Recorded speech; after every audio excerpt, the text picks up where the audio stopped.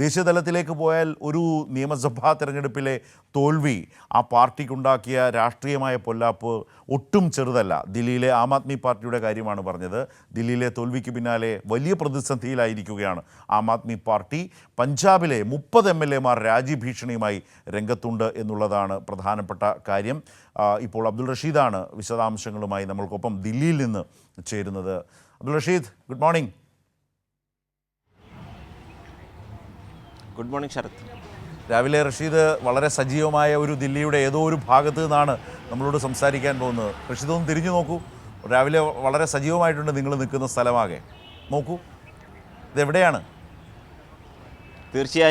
തീർച്ചയായും ശരത്ത്, ഞാൻ നിൽക്കുന്ന ഈ പുറകിൽ ശരത്ത് കണ്ട ഭാഗം ഒരു മാർക്കറ്റ് ഏരിയയാണ്. രാവിലെ തന്നെ ഈ കച്ചവടക്കാരൊക്കെ സജീവമാകുന്നൊരു കാഴ്ചയാണ് നമ്മുടെ പുറകിൽ കാണുന്നത്. അതോടൊപ്പം നമ്മുടെ സുർജീത് ഭവൻ തൊട്ടടുത്തുണ്ട്. അവിടെയും നിരവധി ആളുകൾ താമസിക്കാനൊക്കെ വന്നിട്ടുണ്ട്. അവരും ഈ തണുത്ത ഒരു കാലാവസ്ഥയിൽ ഒരു ചൂട് ചായയൊക്കെ കുടിക്കാൻ വേണ്ടിയിട്ട് പുറത്തിറങ്ങുന്ന സമയമാണ്. അതോടൊപ്പം നമ്മുടെ തൊട്ട് പുറകിൽ ഇപ്പോൾ ഒരു സ്കൂളുണ്ട്. ഈ സ്കൂളിലേക്ക് കുട്ടികൾ ഈ തണുപ്പത്ത് ചെറിയ കോട്ടൊക്കെ ഇട്ടിട്ട് ഇങ്ങനെ നടന്നു പോകുന്ന രസകരമായിട്ടുള്ളൊരു കാഴ്ചയാണ്. എന്തായാലും അതോടൊപ്പം നമുക്ക് വളരെ ചൂടേറിയിട്ടുള്ള വാർത്തകൾ തന്നെയാണ് ദേശീയ തലത്തിൽ നിന്നും നൽകാനുള്ളത്. ശരത്ത് സൂചിപ്പിച്ചതുപോലെ തന്നെ ഈ ആം ആദ്മി പാർട്ടി ദില്ലിയിലെ തോൽവിക്ക് ശേഷം വലിയ രീതിയിലുള്ള ഒരു വെല്ലുവിളി നേരിടുന്ന ഒരു സാഹചര്യമാണ് ഉള്ളത്. കഴിഞ്ഞ ദിവസമാണ് ഇത്തരത്തിൽ ആം ആദ്മി പാർട്ടിയുടെ പഞ്ചാബിൽ നിന്നുള്ള 30 MLA-മാർ രാജി ഭീഷണിയുമായി രംഗത്തെത്തിയിരിക്കുന്നു.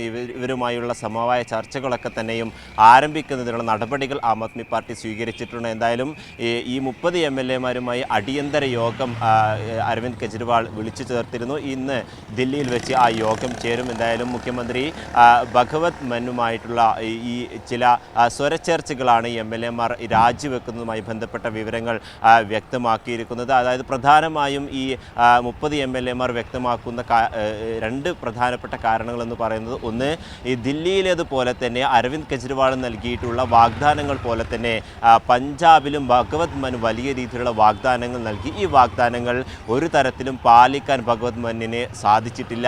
എന്നിരിക്കെ ഈ മുഖ്യമന്ത്രിയുമായി തുടർന്ന് പോകുന്നതിന് തങ്ങൾക്ക് ബുദ്ധിമുട്ടുണ്ട്, അത്തരത്തിൽ മുന്നോട്ട് പോകാൻ ഞങ്ങൾക്ക് താല്പര്യമില്ല എന്നൊരു കാര്യമാണ് ഇപ്പോൾ വ്യക്തമാക്കിയിരിക്കുന്നത്. അതോടൊപ്പം മറ്റൊരു കാര്യം കൂടി ഇവർ വ്യക്തമാക്കുന്നുണ്ട്. ദില്ലിയിലേക്ക് വരുന്നതുമായി ബന്ധപ്പെട്ട ഒരു കാര്യമാണ്. അതായത് ഈ ദില്ലിയിൽ വലിയ രീതിയിൽ ആം ആദ്മി പാർട്ടി പ്രചരണങ്ങൾ നടത്തി. വലിയ രീതിയിൽ തന്നെ അത് തിരഞ്ഞെടുപ്പിനെ നേരിടാനും പാർട്ടി ശ്രമിച്ചിട്ടുണ്ട്. അതിൽ വലിയ ഒരു പ്രശംസ അറിയിക്കുന്നതിന് കൂടിയാണ് ഞങ്ങൾ ദില്ലിയിലേക്ക് വരുന്നത് എന്നൊരു കാര്യമാണ് ഇപ്പോൾ ഈ 30 MLA-മാരും അറിയിച്ചിരിക്കുന്നത്. എന്തായാലും ഈ ഇടഞ്ഞു നിൽക്കുന്ന MLA-മാരെ സമവായ ചർച്ചയിലൂടെ തങ്ങളുടെ കൂടെ തന്നെ നിർത്തണം എന്ന ഒരു ഉറച്ച തീരുമാനത്തിൽ തന്നെയാണ് അരവിന്ദ് കെജ്രിവാളും മറ്റു ആം ആദ്മി പാർട്ടിയുടെ. ഇതിൽ റഷീദ്, ഈ ഇടഞ്ഞു നിൽക്കുന്ന MLA-മാരെ റാഞ്ചാൻ എന്തൊക്കെ തരത്തിലുള്ള പണികൾ അണിയറയിൽ നടക്കുന്നുണ്ട്? ആരൊക്കെയുണ്ട്?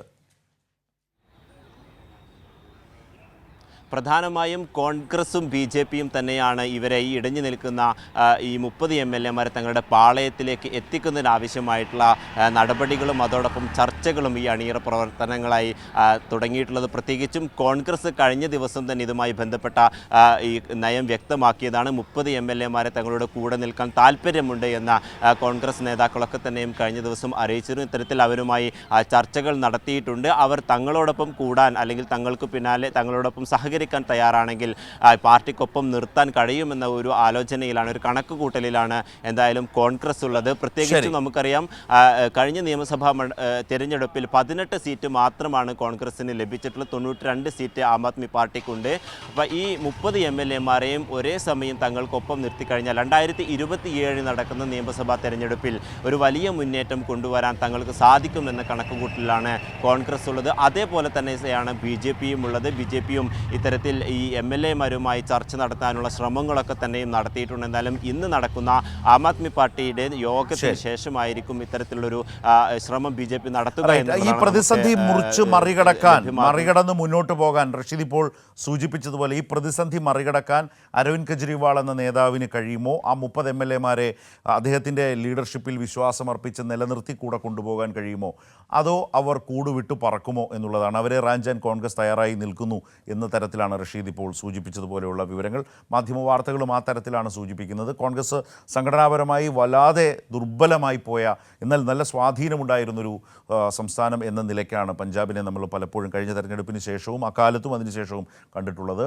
BJP വളരെ പിന്നോക്കാവസ്ഥയിലുള്ള സംഘടനാപരമായിട്ടൊക്കെ വളരെ അകാലിദളാണ് അവരുടെ ഒരു സഖ്യകക്ഷി. പക്ഷേ ഈ കർഷക പ്രശ്നം പലപ്പോഴും അവരെ ദോഷകരമായി ബാധിച്ചിട്ടുള്ള സംസ്ഥാനം തന്നെയാണ്. കാരണം അവർക്ക് അതുകൊണ്ട് തന്നെ ആ പഞ്ചാബി ജനതയുടെ വിശ്വാസം ആർജിക്കാൻ BJPക്ക് കഴിയാതെ വരുന്നു. അതുകൊണ്ട് ഇനി MLA മാർ എങ്ങോട്ട് പോകും? അതോ അരവിന്ദ് കെജ്രിവാളിൻ്റെ ലീഡർഷിപ്പിൽ വിശ്വാസമർപ്പിച്ചവർ തുടരുമോ? പ്രശ്നങ്ങൾ പരിഹരിക്കുമോ? നമുക്ക് അറിയാം, കാത്തിരുന്ന് കാണാം. ഇപ്പോൾ റഷീദ് സൂചിപ്പിച്ചതുപോലെ മറ്റൊരു പ്രധാനപ്പെട്ട കാര്യം, ഇപ്പം മണിപ്പൂരിൽ ബിരേൻ സിംഗ് രാജിവെച്ചിട്ടും വളരെ ദീർഘനാളായി രാജ്യം ഒറ്റക്കെട്ടായി ഈ മുഖ്യമന്ത്രിയെ മാറ്റണം എന്ന് പറയുമ്പോഴും വഴങ്ങാതിരുന്ന BJP ഒടുവിൽ നാടകീയമായി അതിന് തയ്യാറാകേണ്ടി വന്നു, നിർബന്ധിതമായി. പക്ഷേ പുതിയ മുഖ്യമന്ത്രിയെ പ്രഖ്യാപിക്കാൻ BJPക്ക് കഴിയുന്നില്ല. ചർച്ചകൾ ദില്ലിയിലാവും നടക്കുക എന്ന് പറയുന്നു. കാരണം തീവ്ര മെയ്തൈ വിഭാഗങ്ങൾ ഇപ്പോൾ ബിരേൻ സിംഗിനെ പിന്തുണയ്ക്കുന്നവരൊക്കെ വളരെ ശക്തമായ പ്രതിഷേധത്തിലാണ്. കാരണം അവർ അസ്വസ്ഥരാണ് ഈ തീരുമാനത്തിൽ. അതുകൊണ്ട് തന്നെ കൂടുതൽ പ്രശ്നങ്ങൾ അവിടെ ഉണ്ടായേക്കാം എന്ന ആലോചനയുണ്ട്. അപ്പോൾ മണിപ്പൂരിനകത്ത് സുരക്ഷ കൂടുതൽ ശക്തമാക്കണമെന്ന നിലയിലൊരവസ്ഥ നിൽക്കുകയാണ്. പുതിയ മുഖ്യമന്ത്രിയെ പ്രഖ്യാപിക്കാൻ വേഗത്തിൽ തീരുമാനിക്കാൻ BJP മണിപ്പൂരിൻ്റെ കാര്യത്തിൽ കഴിഞ്ഞിട്ടില്ല. ദേശീയതലത്തിലെ മറ്റൊരു സാഹചര്യം കൂടി സൂചിപ്പിച്ചു എന്ന് മാത്രം.